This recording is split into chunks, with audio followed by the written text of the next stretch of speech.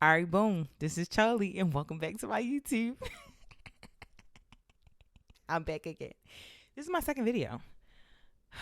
How do I feel? I don't know. This is my second one. If you've never seen me before, any of my content, again, relax. Not a content creator, okay? I just like to yap a lot about the shows and the movies that I'm watching. I do that on TikTok, but supposedly TikTok is getting banned this month because it's 2025 now. In January 19th, they're supposed to ban TikTok. So now I'm over here on YouTube. So hopefully this works out because I'm going to keep yapping. Like I said, I like to yap about the shows and the movies that I'm watching. And right now, at the current moment, I am giving my life to Game of Thrones. How do I feel about that? I don't know. So my first video that I uploaded, I'm talking about one of the two important families I deemed as like the most important families in the show. First video was about the Lannisters.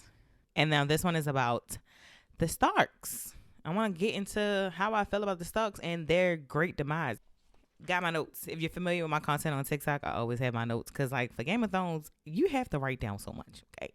I was watching the show and I realized I can't remember anything that's going on. So I literally had to get a notebook to writing stuff in.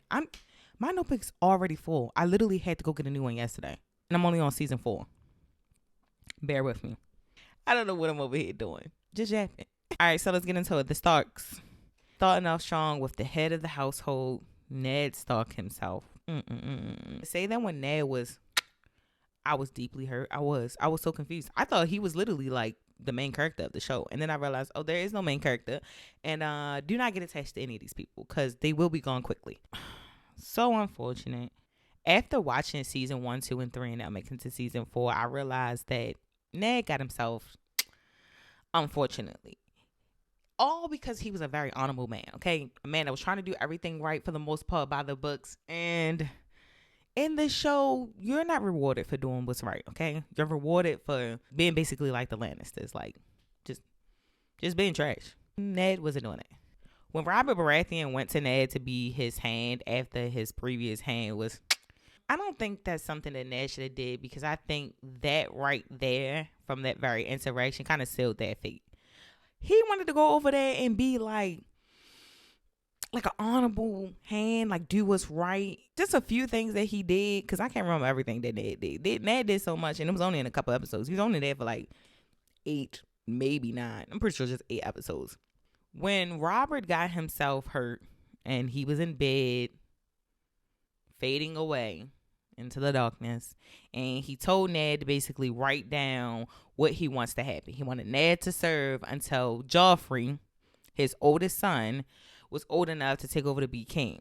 Ned knew that Joffrey wasn't actually his son, so instead of writing Joffrey, he wrote true heir. Did he think that was going to matter to the Lannisters? Because literally it didn't. Cersei didn't care. She was going to do what she had to do anyway to get that boy up there. And indeed, she did get him up there. Because Joffrey ended up being king. When Ned went to go visit the brothel where I believe the youngest of Robert's bastards, because clearly he had many of them, that man was out there running wild. When he went to go visit and he found out that, he had kids out there, What did he think? That one of the bastards was going to sit on that throne? Like, my thing with Ned, he was just telling everybody. When he approached Cersei and was like, girl, I know your secret. I know that Joffrey and them kids is not really Robert's and that they're yours and Jamie's. What did you expect her to say? Oh, yeah, you got me. Yeah, let's tell everybody the truth. No. Okay? She did exactly what I thought she was going to do. And so what? I will get you before you get me. And indeed she did. Then he just being such an honorable person, trusted people in King's Landing. He goes to Littlefinger basically like, hey, I know the secret. This is what we're going to do. We're going to go and get Stannis, who's Robert's brother. Send him Raven down to him. Tell him you should come up here and take over and sit on the throne. And Littlefinger like, oh, yeah, because he's commanding over top of the City Watch, basically. Or he has some type of foothold over top of City Watch. I don't know. So much be going on. This is what I can remember. And Littlefinger's like, yeah. Guess what? When they go in there to overthrow Joffrey being put on the throne, guess what happened? Ned gets taken captured, okay? Because Cersei's don't play. And Littlefinger is an op. He was cool with Cersei's. Like, why would you trust any of them? Then they went and captured Ned. even with being captured, they still want to be an honorable man. Sir, these people, they literally pushed your son off the side of a building. What did you expect to happen? Pray for Ned. I'm so sorry. And then at the end, when Ned's demise, when Joffrey, after he was indeed placed up there on the throne, had him decapitated, I was just like, damn, he really was trying to do what's right, but just not with the right people. Sorry. Should have been trifling like that, unfortunately. Rest in peace to Ned. Long live Ned. Catelyn Stark. At first, I had indifferent feelings about Catelyn because I didn't really care for how she was treating Jon Snow. Because I was like, why are you upset at the child, but not upset with your man? But then I realized he had cheated on her when he went off to the war, came back with a child. Like, you know what? When I found that out, I was like, you know what? She has a right to feel that type of way. That's why when she was sitting down, when she had having a conversation with Rob's wife, who was it? Talisa, the girl he was not supposed to marry, and she was basically just telling her true feelings about how she couldn't love Jon Snow, even though she knew it wasn't his fault. I was like, dang girl, I feel you. I understand. Like, Catelyn, you wasn't that bad. My issue with Catelyn is, I don't think I really had an issue with Catelyn. I also think that her love for her family, she was trying everything she possibly could to get her family back together and get them back to Winterfell. She was blinded by certain things at certain moments, i.e., she wanted to get her daughters back so bad after finding out that Ned had been offed. She ended up doing something that I think played a big part in their demise, her and Rob's, which was freeing Jamie. Why would you free Jamie? Okay. That was your joker. That was your big joker. Like, you got Jamie. They want Jamie. They need Jamie. That was like your negotiation. Like, that was your biggest, like, I have something that you still need. Because once you free Jamie, all they got to do is just kind of like win the battle. And then that was that. And that's basically what happened. Like, they got Jamie back. I think her heart was always in the right place, especially with every decision she was making when it was coming to her family. I just think that, like, she was up against some trifling people. I also wish she would have used Littlefinger being in love with her a little bit more to her advantage. Like, girl, play with that man hard. He over there in King's Landing up with with the actual royal family, whatever they is. Girl, use that to your advantage, okay? But she was a down. She was like, no, my man. I'm sticking by side Ned no matter what. And I can't even begin to even try to use you because my heart is so set on my family and nothing more. I felt so bad for Catelyn when the Red Wedding ended up happening. And just to know that her kids was close by, especially Arya was so close by, was right outside the gates. And she never got to see her again. I felt so bad for her the most. Like, that's one of the things I felt the absolute most bad for her. And also her giving Wilder Frey her word with, about Rob marrying one of his daughters. She was doing everything she possibly could to advance her son in this war, to get her family back and to get them safely back to the north.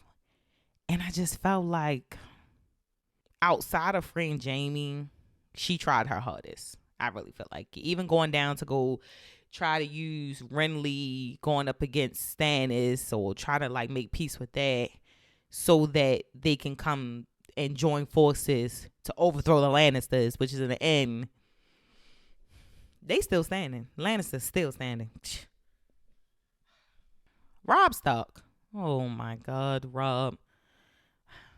I liked Robb. I just think that he got a little too cocky and he was thinking with his other head, if that makes sense.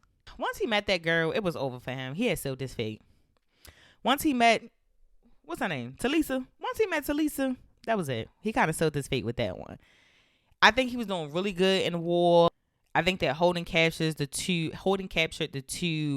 Lannister nephews was something. He was trying to have something to hold on to after his mother had freed Jamie. That just wasn't good enough. It's like, I mean, they're Lannisters, but they're not like big Lannisters. They just little Lannisters. And then him trusting in Theon because Theon had grew up with him, trusting in Theon to send him back to go negotiate with his dad. I think he did that out of good faith, and in all actuality was just hoping that that would work out. But Theon being Theon did what Theon did. That's why I can't stand Theon. It's forever up with him. Every video I'm gonna mention how I don't like Theon. Where I think Rob went wrong the most was falling in love with Talisa. Okay, sir, you had told your mom that you was gonna marry Wilder's Frey daughter, whether you wanted to or not. And back then, it wasn't about love. Okay, it was about power. It was about allyship. It was about a lot of other things. Okay, he wanted to be for love, and it was like, sir, in the time of war, ain't really about love. Okay, people don't really care about that. Mad Talisa fell in love with her, went off and married her, ran off to Vegas and eloped. That right there sealed his deal. And then when he off the Lord Karstark, I was like, oh yeah, that was it. Because he started to lose the North. How are you the king of the North, but those kingdoms that are under the North, you start like making bad with them. Like you went and did Wilder Frey dirty. You needed him. You needed him when you crossed that bridge, didn't you? And then you went and did what you did with the Karstarks. Like, do I think it was right that the Lord Karstark off the two young nephews, cousins, brothers, whatever they was, the little Lannisters, because they were kids, that's pulling at my heartstrings. But in reality, I wasn't mad at him because he had already lost his child to Jamie. Your mom freed Jamie. You still letting your mom operate as though she is a prisoner, but you're still just letting her roam around as if she is. I want some type of revenge. So I understood why he did what he did. Then him being so cocky and it getting to his head, he went and beheaded Lord Karstark when he shouldn't have because his feelings was hurt. And then the North started to fall apart. You need them right now for this war, and you're slowly but surely burning your bridges, literally, everywhere, which was so unfortunate because I think that after that, Rob was could have been a great king of the North. He just had some shortcomings that he just couldn't overcome, and one of them was some cool chair. Jon Snow. I feel nothing towards Jon Snow at the current moment. Sorry.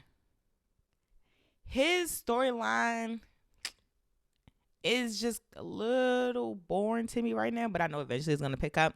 The most interesting part to him for me was him, I guess, joining the wildling to get back across the wall. But using that girl, she gonna come back for him because she hurt. She loved Jon Snow. She loved him. Apparently they married in real life. So I want to know, like, they had kids and they don't have kids. It's like, Dad, you turned on Mommy. He's like, but it's not real. But yeah, he's up at the Night's Watch. Yeah, I just don't feel nothing towards Jon Snow right now. His character. Later on, I will. As his storyline develops, I will. I do like I think it was the episode of the Red Wedding, so episode 9 of season 3. I did enjoy his battle with the wildlings when he did turn on them and once he made it back across the wall. So I did enjoy that. And then him making it back to Castle Black. Arya Stark. Kind of along with Jon Snow. Her storyline to me right now is just a little bit boring. I do enjoy how she's still surviving and nobody really knows she's out there except for like certain people. Her surviving as, you know, laying low undercover as a boy. I do enjoy that part. I do think her storyline is going to pick up a lot. I do enjoy seeing her with the Hound. They're actually one of my favorite pairs, randomly. I don't know why. I just think they mesh well together. I hope they stay together. Like, I don't care for him, but I do care for him. Like, they're cool. Like, I enjoy those two together. And also, I think it's so cute with her little tiny sword needle. It's so cute. The youngest two Stark boys, Bran and Rickon. I don't know. They're just kind of there for me.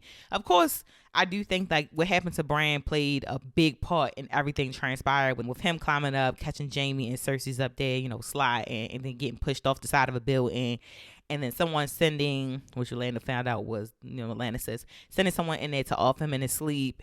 I do think it's cool that he's able to, I don't know what he is. Like, he got some type of superpowers where he can, like, go inside of animals and, like, people Also, I just want to know, let me say something. Shout out to him being able to travel as far as he is traveling all over and surviving as long as he is with him being disabled. I love that. Okay. Him losing his legs, so he didn't lose his legs, but him losing like the use of his legs ain't stopped him from doing anything. That man was on a horse. He all over. Okay. He everywhere. He going over the wall, I think. That's what he right go do. He doing a lot. You know what? Shout out to him. And then Rickon just there. That's it. Last and final member of the Stark family, Sansa. Sansa. My heart goes out to Sansa Stark. My husband can't stand her. Apparently, a lot of people don't like Sansa, which I was like, really? My heart goes out to Sansa because I never not forget that she's a child. A lot of decisions she's made, it was her being a child. And of course, she's had dreams of being the queen one day, but I don't think she knew at what cost for her to get there. And I don't know. My heart goes out for her. I feel bad for Sansa. I do. I really feel bad for Sansa. She's done little things I'm like, that was wrong, but I don't think what ends up happening with her, well, what's currently happening with her, again, I'm only on season 4. I don't think she's like, it's like deserved. Specifically, like, I know she lied about the situation between the butcher's boy, Joffrey, and her sister Arya. But, like, she ended up getting her dog, her dire wolf thing off. So it's like, it's not like, she didn't also lie and got her wrong. You get what I'm saying? Like, her lady was the one who ended up getting off because of that whole situation, even though she lied. And I know, like, when Ned had gotten to his disagreement with Robert Baratheon, he was like, he was leaving King's Landing and he was going back to North, and she was like, no, Tati, I want to stay. I want to be queen. That played a big part of them staying, but, like, she's a child, okay? She just wanted to live out her dream as a queen. Her ended up having to be with Joffrey. She's got more than what she deserved. I mean, like, she ain't do that much to not, like, she's okay, God. Like, okay, she has, I could tell you the things that has happened to Sansa when her father was now considered a traitor, right? She still loved her father, okay? She was still trying to do whatever she possibly could do, and knowing that she still wanted to be queen, but she's a child. When Joffrey said, okay, I'm going to take it easy on him and he could just go to the North, but in the end ends up him in front of the whole city, in front of her, I think that was enough, guys. Okay. I think everything afterwards, I don't think she was like asking for and like did something that absolutely deserved all of that. Then he walked her up there to go see her father's head on the stake. And the lady that was like assisting, helping her lady person, he offed her too. Then Joffrey like beat her in front of everybody because her brother was advancing in the war. What else has he done? She's been forced to marry Tyrion. She learned that her mom passed and her brother passed. What was off? Her sister is gone. She's never going back to the North. The North has been burnt down. Well, Winterfell. She's just been embarrassed beyond embarrassed. I feel bad for Sansa. I'm sorry. I have a soft spot for Sansa. For those who disagree, I don't get why you disagree. She's a child, okay? I feel bad for her.